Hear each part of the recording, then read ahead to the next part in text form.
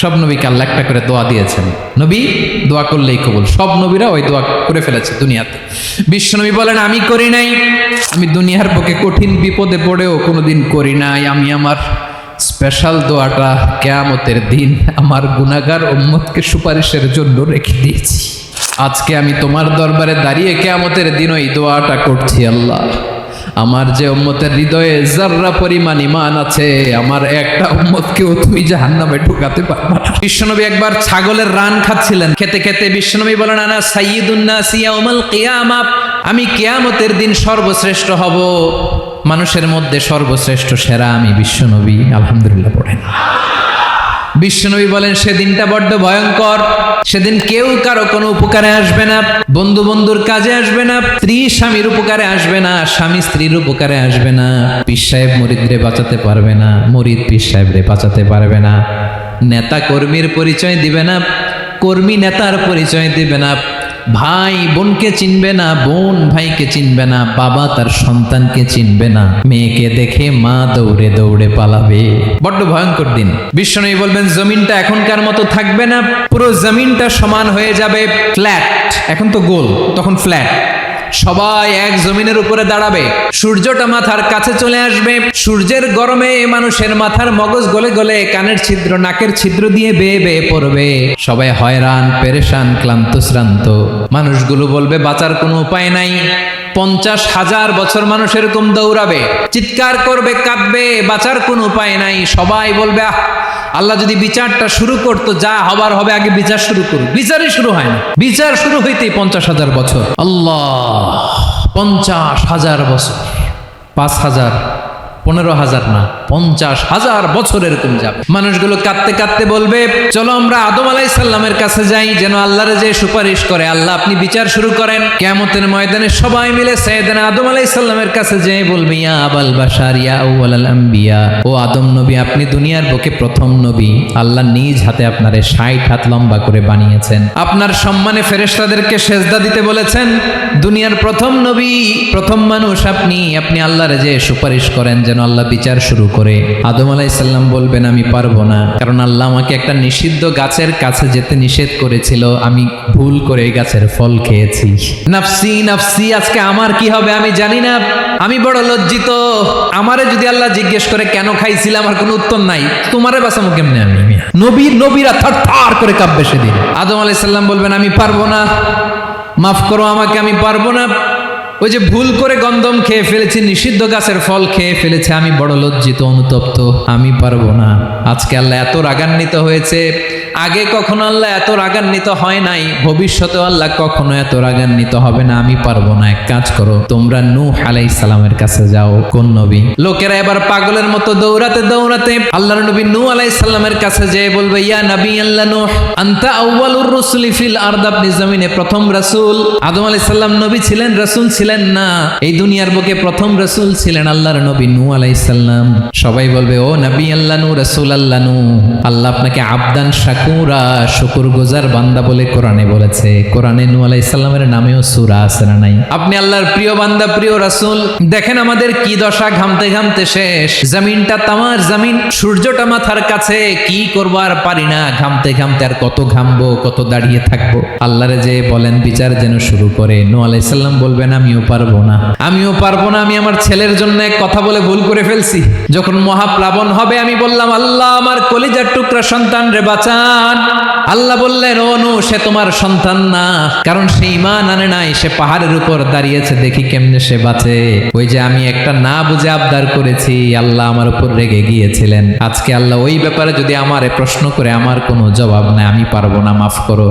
তোমরা সবাই মিলে আল্লাহর খালিল ইব্রাহিম আলাইহিস সালামের কাছে যাও। লোকগুলো পাগলের মতো খুঁজতে আরম্ভ করবে, অযুত লক্ষ নিযুত কোটি মানুষের ভিড়ে আল্লাহর খালিল ইব্রাহিমকে যে বলবে ইয়া খালিলুল্লাহ, ও আল্লাহর খালিল, আল্লাহ আপনাকে বড্ড ভালোবেসেছেন, আপনি কাবা বানিয়েছেন, আল্লাহ আপনাকে বড্ড পছন্দ করেন।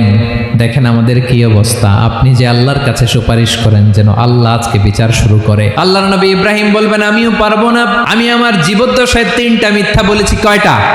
আসলে মিথ্যা না, একটু টুইস্ট করে কৌশল করে কথা বলেছিলেন, ওইটাকে হাদিসে মিথ্যা বলা হয়েছে। আমি জীবনে 3টা মিথ্যা বলেছি, জীবন বাঁচানোর তাগিদে কৌশল করে 3টা কথা বলেছি। আজকের এই কঠিন ময়দানে আল্লাহ যদি ওই 3টা কথার ব্যাপারে জিজ্ঞেস করে, লজ্জায় আমি মাথা দেখাতে পারবো না, আমিও পারবো না। আজকে আল্লাহ এত রেগে আছে, আগে কখনো এত রাগে নাই, পরেও রাখবে না।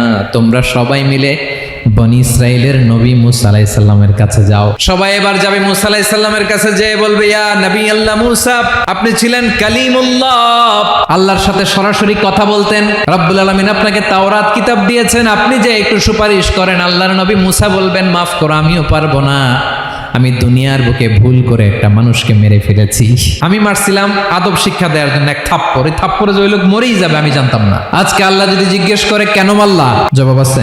ওই লজ্জায় আমি অনুতপ্ত, আমি পারবো না, আমার এই কথা বলো না। আজকে আল্লাহ বড্ড রেগে আছে, আমি পারবো না। তোমরা আল্লাহর নবী ঈসা আলাইহিস সালামের কাছে যাও। কিয়ামতের ময়দানে মানুষগুলো পাগল পাড়া হয়ে আল্লাহর নবী ঈসা আলাইহিস সালামের কাছে যাবে, যে বলবে, নবী ঈসা আপনি রূহুল্লাহ, বাবা ছাড়া আল্লাহ আপনাকে বানিয়েছেন, ইনজিল কিতাব দিয়েছেন, মৃত মানুষকে আপনি জীবিত করতে পারতেন। আজকের এই কঠিন বিপদের দিনে আপনি আমাদের সাহায্য করেন। আল্লাহর কাছে যে বলেন যেন বিচার শুরু করে। ঈসা আলাইহিস সালাম বলবেন, আমিও পারবো না।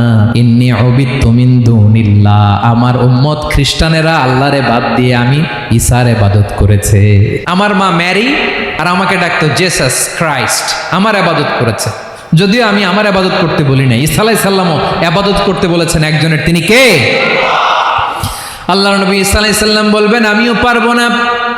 আজকে আল্লাহ অনেক রেগে আছে, আমি পারবো না। তবে একটা পরামর্শ দিতে পারি, একটা সাজেশন দিতে পারি। আজকের দিনে এই কঠিন মুসিবতের কালে, এই কঠিন সময়ে কেউ আল্লাহর দরবারে দাঁড়িয়ে একটা টু শব্দ করার ক্ষমতা কারো নাই, একমাত্র আখিরি জামানার পয়গাম্বর বিশ্বনবী মুহাম্মদুর রাসূলুল্লাহ ছাড়া।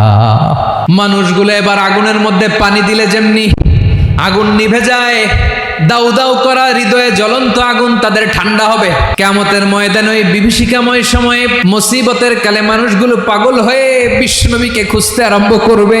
সবাই মিলে বিশ্বনবীর কাছে যেয়ে বলবে, ইয়া রাহমাতাল লিল আলামিন, ইয়া খাতামান নবীন, রাহমাতাল লিল আলামিন।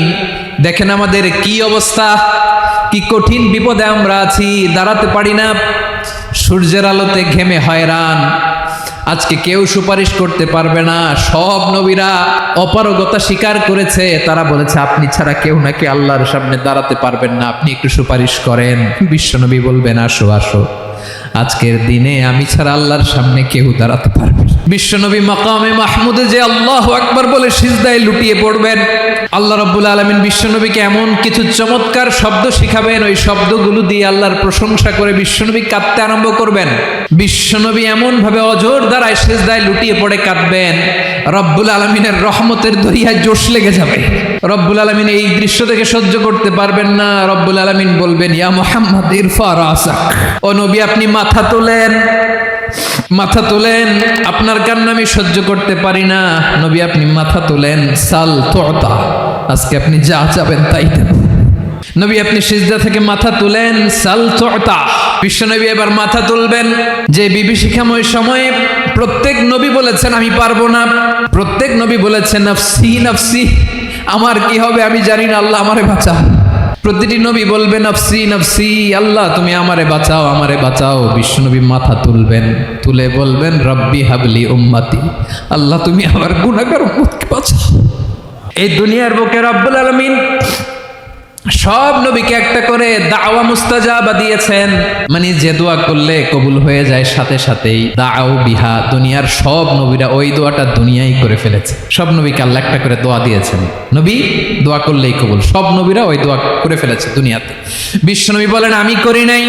ওয়া ইন্নী আখতাবিউ দাওয়াতি শাফাআতান লি উম্মতি ইয়াউমাল কিয়ামাহ, আমার ওই স্পেশাল দোয়াটা আমি দুনিয়ার বুকে কঠিন বিপদে পড়েও কোনোদিন করি নাই। আমি আমার স্পেশাল দোয়াটা কিয়ামতের দিন আমার গুনাহগার উম্মতকে সুপারিশের জন্য রেখে দিয়েছি।